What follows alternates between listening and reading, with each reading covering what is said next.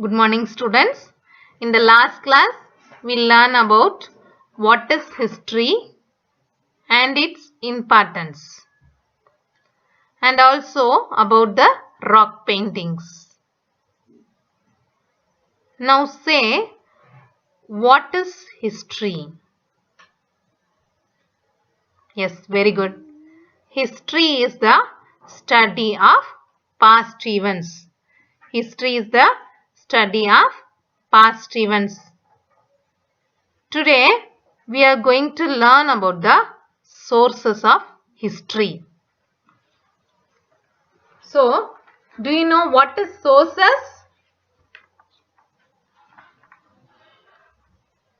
Sources means a place, person, text or object from which some data can be obtained. So, sources means a place, person, text or object from which some data can be obtained. That is called as a sources. So, sources of history is divided into two. They are archaeological sources and literary sources. Sources of history is divided into two. They are archaeological sources and literary sources. Do you know what is known as archaeology? Yes, good. Archaeology is the study of human history. So, archaeology is a study of human history and prehistory through the excavation of sites. So, do you know what is called as excavation? Excavation is the act or process of digging when something specific is being removed from the ground. That is called as an excavation. So, excavation means digging something from the ground. That is called as an excavation. Now, archaeological sources. Archaeological sources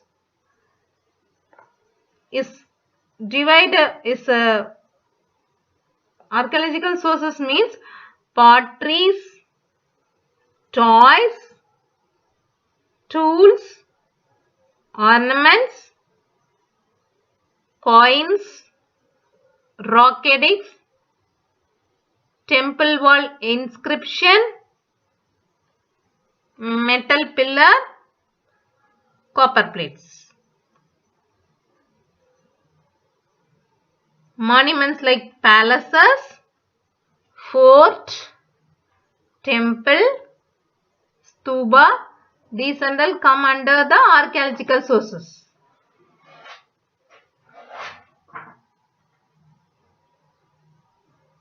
Now, literary sources.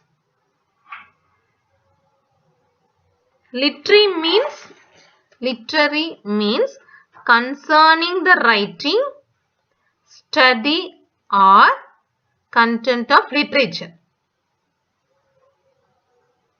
It means writing. Literary sources are the sources we use to get some information to make a complete the work of literature. So, literary sources are the sources we use to get some information to make and complete the work of literature. That is called as a literary sources. In that literary sources, poems, accounts by foreign travelers, work by Indian author, folk songs, these and all come under the secular literature. secular literature means a literature which is not rooted in religion belief. It deals with a subject other than the religion. So secular literature means a literature which is not rooted in religious belief. It deals with a subject other than religion. Under the secular literature, poems, account of foreign travelers, work by Indian author and folk song. These and all come under the secular literature. Religious literature means it deals with the religion. So religious literature means it deals with the religion. Under the religious literature, epics and devotional literature. Epic means Ramayana and Mahabharata. These are epics.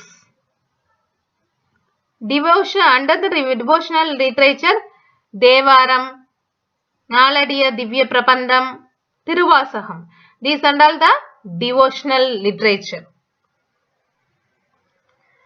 So what you understood is, sources of history is divided into two. They are archaeological sources and the literary sources.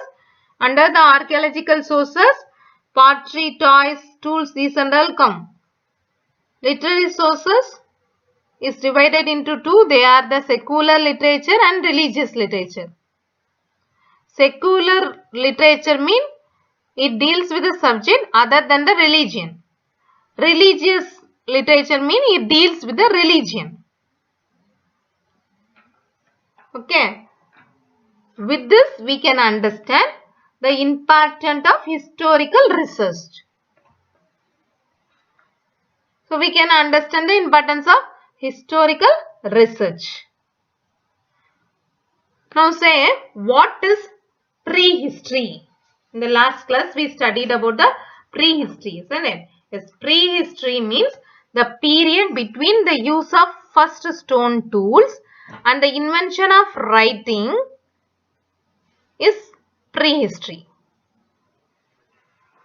Now proto-history means the period between prehistory and history, that is called as a proto-history.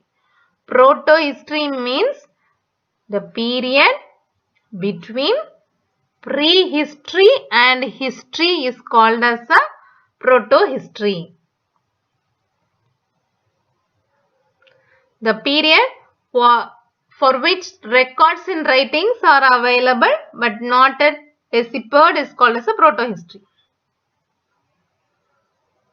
Today we are leading a safe life, isn't it? With the modern equipments. But our ancestors, how they live? They not live in a safe environment. Old Stone Age man and all, they lived in a caves. There might have been chances of wild animals entering into the caves. But they realized. Who realized?